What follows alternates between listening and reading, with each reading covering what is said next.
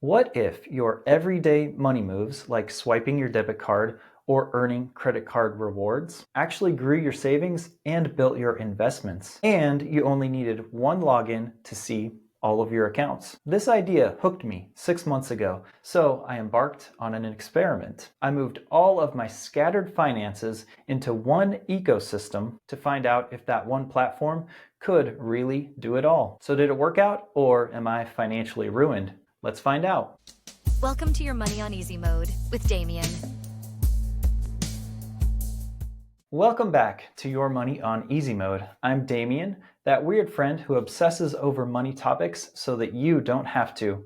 On today's episode, I'm taking you behind the scenes on a 6-month experiment that I conducted with my own finances. Who knows, the results just might change the way you manage your own. So let me ask you, do you think it's possible to handle checking, savings, retirement accounts, college savings, health savings accounts, all through one platform without losing your mind? It turns out the short answer is yes, and the longer answer is yes, and it's pretty awesome. So Fidelity has quietly built an entire ecosystem that lets you replace your bank, your retirement accounts, college savings for your kids, as well as your health savings account, all under one login. And the rates and the perks beat most other banks. So a little bit of background on my experiment. 6 months ago, I had my financial life spread out over at least 5 different providers with 5 different logins. I had my checking and savings account in one place. I had my personal IRA retirement accounts in another place. I had a health savings account in a third location. And then our kids' 529 or college saving plans were somewhere else altogether. It was a complicated mess. So I wanted to know if there was one place I could go to get all these accounts together. And I discovered Fidelity. Now, let me say at the beginning of this episode, this is not sponsored content. Fidelity doesn't know I'm doing this. They don't even know I exist, except as a customer. I'm simply doing this as a fanboy and showing you the research that I've conducted and discovered in my own life, simply sharing it with you. So I'm going to show you my financial setup with Fidelity, and by the end of this episode, hopefully it gives you some ideas for your own financial situation. So if we were to think about our financial accounts as a wheel, where we've got the hub in the middle and the spokes that go out of it, the hub is going to be what Fidelity calls their cash management account. The cash management account is an investment account, but it behaves like a mix of a checking and a savings account. So this is the hub where I have mine and my wife's paychecks deposited into, and all of our outflows go from this account. So direct deposit of paychecks into the cash management account, automated contributions into our investment accounts flow out of it. So first, let's cover some of the basic banking features that we would want in a checking account, how the Fidelity Cash Management account addresses those. Then we'll get into some of the more interesting, unique features of the Fidelity CMA. So it has all of the basic banking features that you would expect. There are no monthly fees. There are no minimum account requirements. You get a debit card, and with that debit card, you have unlimited refunds on ATM fees worldwide. One thing to note is that any debit card purchases outside of the United States will have a 1% fee tacked onto them. That is the foreign transaction fee. However, if you are spending like I do, you do all of your spending on your credit cards instead of your debit card. I have some other videos where I explain why it's better to spend on your credit card. But briefly, you earn rewards on your credit card, and the fraud protection is better because the money hasn't left your bank account like it would have with a debit card. So back to the basic banking features of the Fidelity Cash Management account. It has direct deposit features, so you can get your paychecks deposited into this account, and it's very easy to transfer money from your cash management account into your other Fidelity accounts. You'll see all of them under one login. You can set up automated contributions to your investment accounts, HSAs, which we'll talk about each of those in more detail here in a couple of minutes. The Fidelity Cash Management account also has all of the basic banking features you would look for, like bill paying, check writing, mobile deposit. The mobile app has a lot of good features to it. And of course, you get a debit card. Now let's talk about the truly unique features of the cash management account. Defined as a brokerage or an investment account, however, it earns interest like a savings account, and you can use it to spend money like a checking account. And the unique feature here is what Fidelity calls their core position. So once you put cash into your cash management account, it automatically puts it into higher yield instruments like money market funds. So you basically have two choices you can make with how your uninvested or unused cash sits in your cash management account. The simplest and the FDIC insured method is that it earns 2% as cash. However, if you want to earn a higher yield, like a savings account, then you can change your core position to a money market fund like SPAXX, which right now is earning just under 4%. Now, keep in mind that money market money is not FDIC insured. However, it is SIPC insured. So if you decide not to invest your uninvested cash in SPAXX and let it sit in the default core position, through Fidelity's sweep account feature, you will have up to $5 million insured through the FDIC. Fidelity partners with many banks to put your money into those accounts automatically, and when you use it, pulls it back from those banks. The sweep feature wasn't invented by Fidelity. However, it's used by a lot of these online bank-like apps where you can get up to $5 million of FDIC insurance. What I do, though, is I invest my core position in SPAXX, the government money market fund, which gives me up to 4% on my unused cash. So you can think about the core position this way.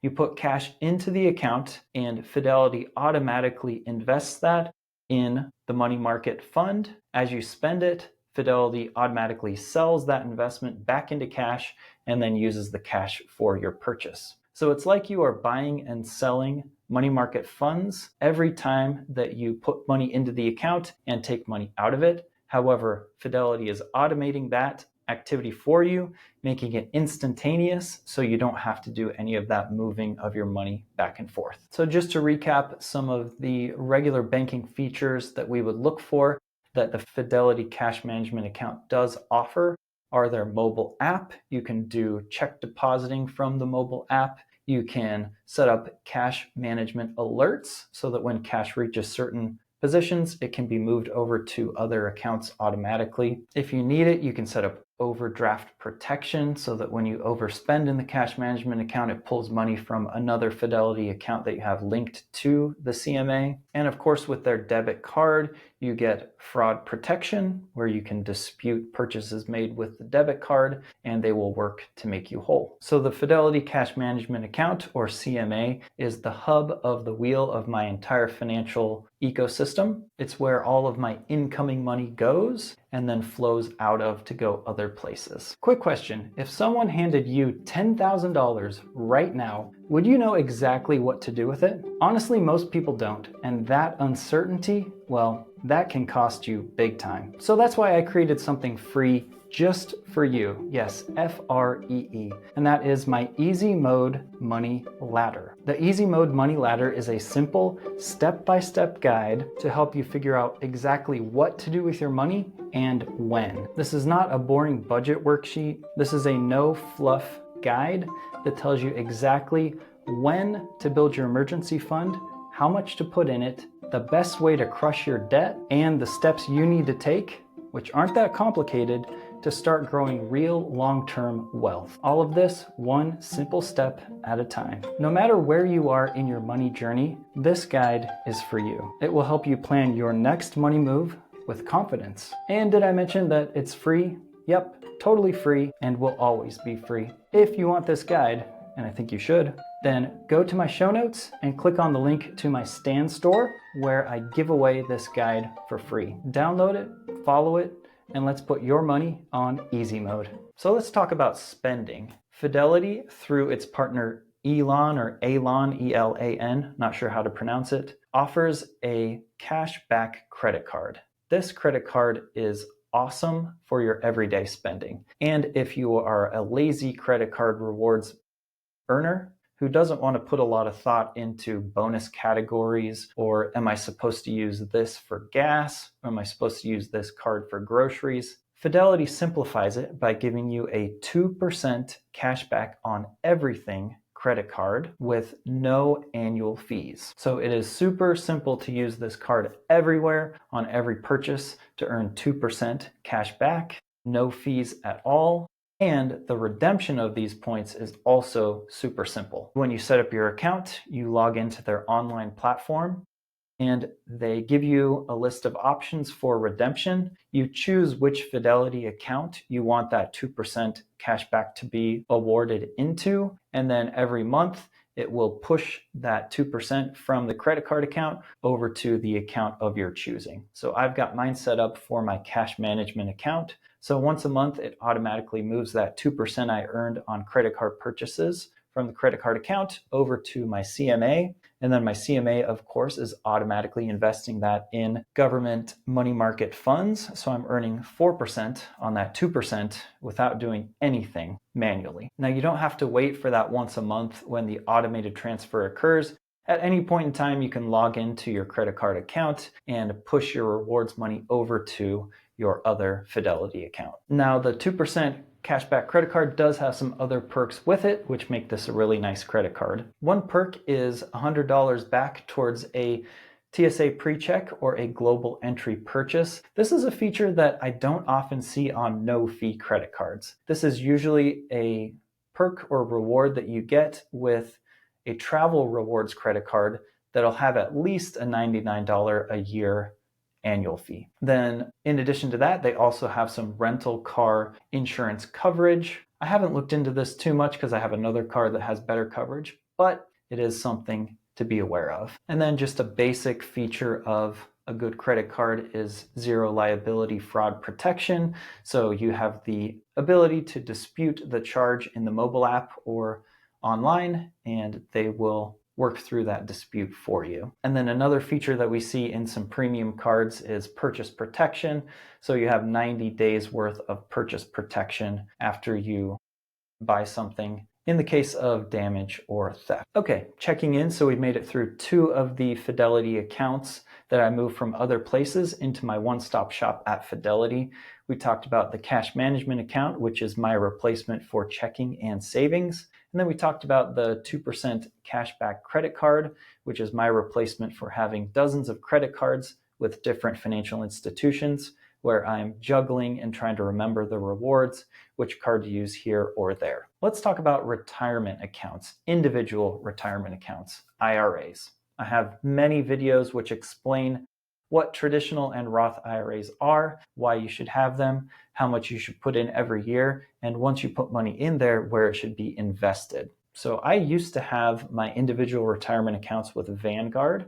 They're a great company. I still recommend them. Their website and their mobile app sucks, but I decided to make the switch after about 20 years from Vanguard to Fidelity, and I'm never looking back. So Fidelity offered all of the things that I wanted with Vanguard when it comes to retirement accounts and more. So one thing that's great about Fidelity is they don't gatekeep their retirement accounts. There are no minimums to start, and there are no account fees. You can open up your IRA and begin putting $1 in, $20 in right away. Another feature that I love because I'm invested in funds that provide dividends is they have an automated dividend reinvestment plan. So you can go into each of your retirement accounts and tell Fidelity what to do with dividends. I like to automatically reinvest mine back into the fund that gave me that dividend. Let's talk about Fidelity's investment options for the retirement accounts, and here's where they really shine. So if you don't want to make any decisions yourself,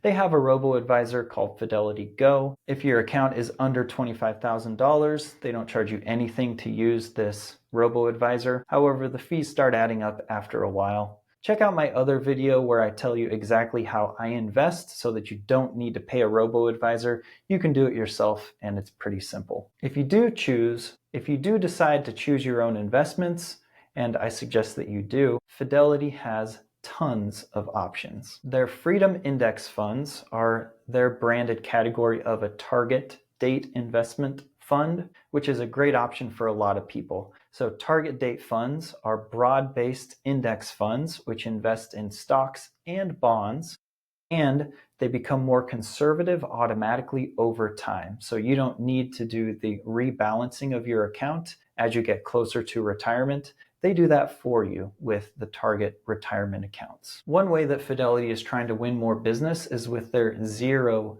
fee funds. FZROX is an example of this fund where it's a US-based index fund, so it's investing in lots of different US businesses, and there is no fee to be in this fund. I think of these funds as more of a gimmick because the difference between the no fund fee and a very low fund fee is minimal. However, if you're going to invest in things like FZROX, then you have to be with Fidelity because they're the only people who offer this fund. So that can kind of lock you into a retirement provider. Check out my other video on how I invest to see how I invest through Fidelity in super low index funds that I can carry around with me no matter which broker I go to. So when it came time for me to roll over my funds from Vanguard to Fidelity, it was a very easy process. Fidelity has a web page you can go to start the process. It's all handled electronically. At least it was with Vanguard.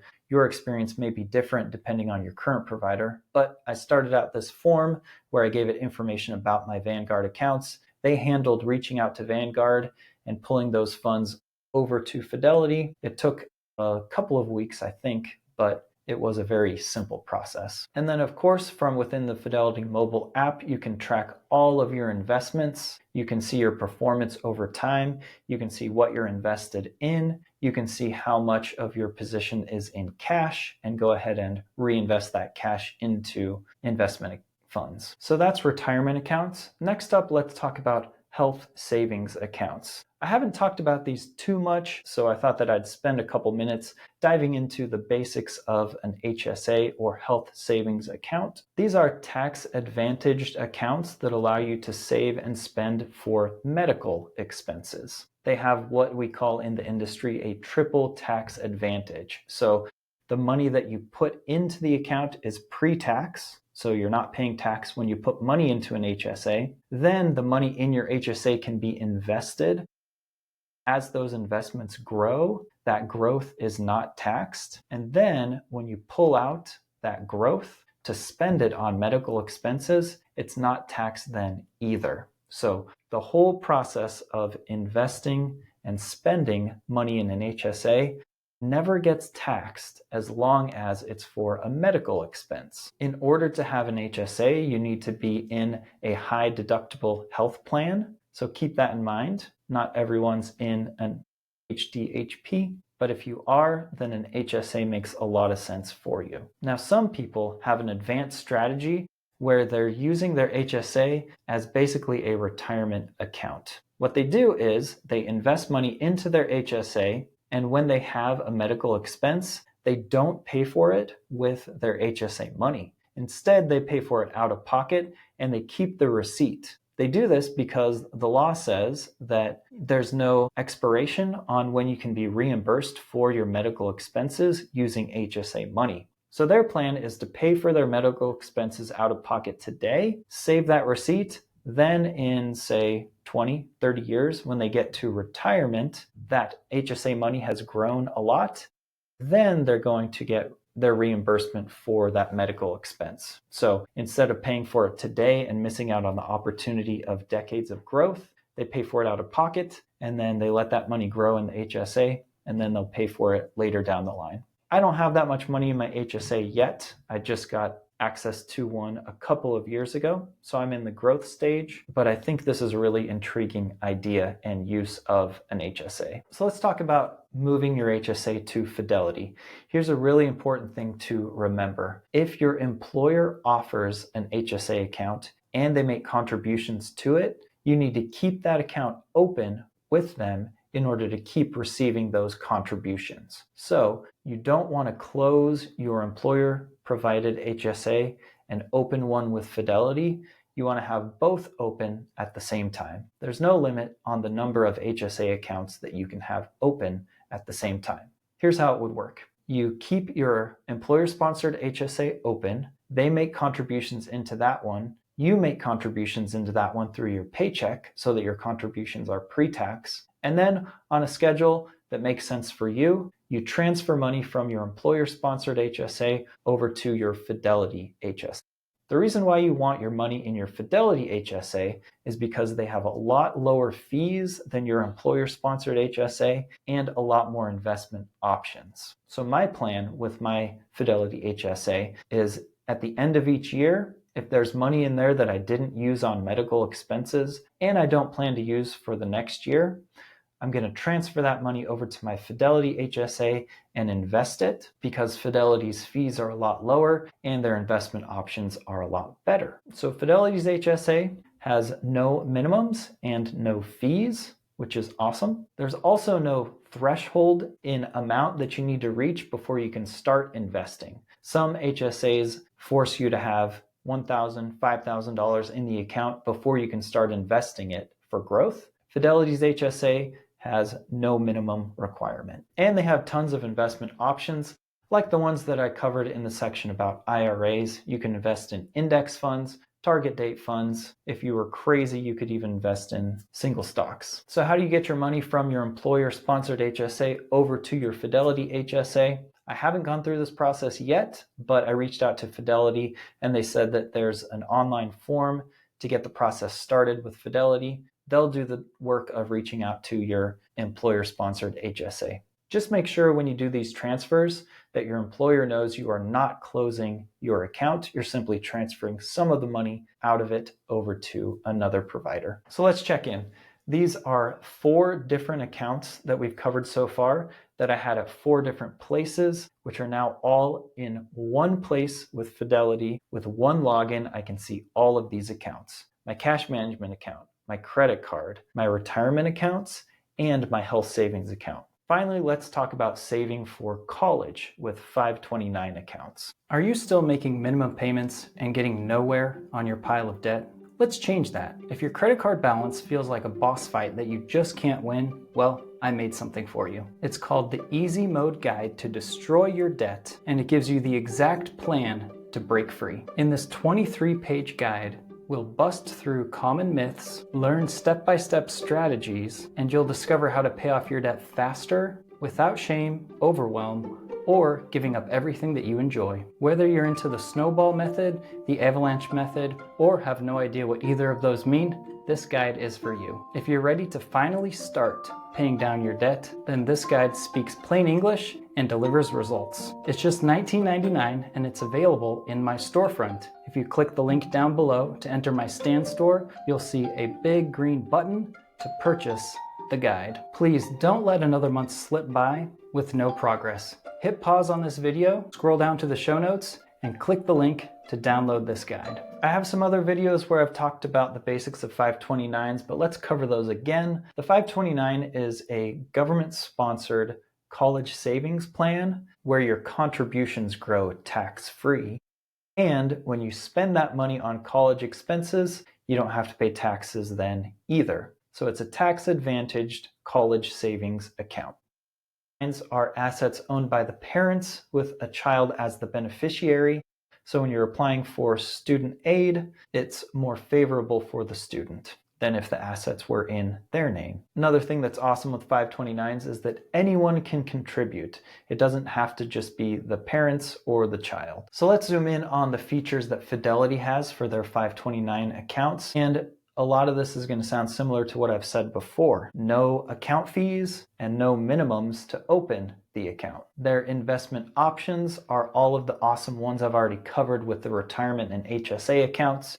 You have target date funds that get more conservative as your child gets closer to high school graduation and beginning college. You have normal index funds, and there are other customized portfolios you could choose. I have a 529 for each of my kids, and they're both invested in the age-specific or target date funds so that they become more conservative as they get closer to the age of 18. Now, something that's a little weird about 529 plans is that They're managed by each state in the United States. So each state has its own plan with its own benefits, fees, etc. And you don't have to invest in the state that you're in. It makes sense for you to choose the 529 of your state if you're going to be filing income taxes in that state, because often you get a tax credit if you invest in a 529 in your own state. However, if that's not an option for your state, then you can go ahead and choose the New Hampshire 529 fund, which is managed by Fidelity, which has the benefits and the fee structure that I previously explained. And then once again, these 529 accounts fit into your Fidelity one-stop shop where you log into your Fidelity account online or in the app, and you can see those 529 accounts right alongside your CMA, your credit card, retirement accounts, and your HSA. Finally, let's talk about the brokerage account. So we've talked about our checking account, savings account, credit card, all of our different varieties of tax-advantaged investment accounts. Now let's talk about your taxable investment account, what Fidelity calls your brokerage account. Once again, we see no fees, no minimums in order to open this account, and a huge range of investment options. We've got the robo-advisor, we've got the target date funds, regular index funds and ETFs, as well as investing in single stocks if you want to get crazy. And also Fidelity offers a crypto account. So if you're interested in cryptocurrencies,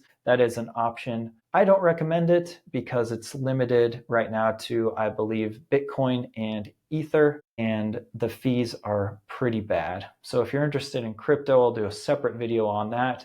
There are much better platforms for you to be holding your cryptocurrencies. Another cool feature of Fidelity's brokerage account is that you can invest in fractional shares. So if you want to invest in a company who's got a really high stock price, you don't need to be able to afford one full stock. You can invest in fractional amounts of those shares. If you want to go crazy and do some active trading, which I highly discourage, they do have a platform called Active Trader Pro, which has some pretty good reviews. It allows you to monitor your stocks throughout the day, and you can even engage in some more advanced derivative strategies where you're buying and selling calls and puts or other option strategies. I don't recommend messing around with options, but I did want to mention that it's an option. All right, so here's the deal. After 6 months of experimenting, I can say that I am very happy with the results. All my financial accounts are in one place. They're earning better rates than I was getting elsewhere, and the fees are lower, and it just works. My money goes here, it goes there, without me having to make manual moves. Checking, savings, investments, retirement,